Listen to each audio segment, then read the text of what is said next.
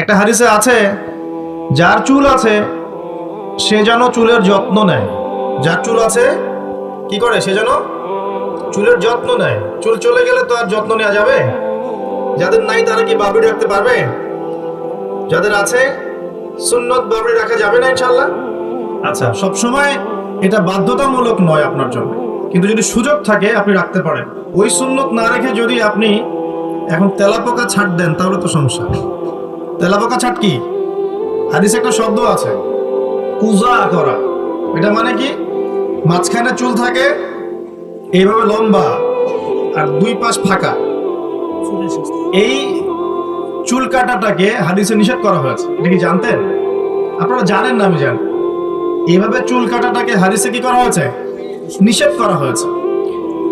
আর রাসূলুল্লাহ সাল্লাল্লাহু আলাইহি ওয়াসাল্লাম সবসময় একটা কথা বলতেন যে তোমরা ইহুদি খ্রিস্টানদের বিরোধিতা করবে।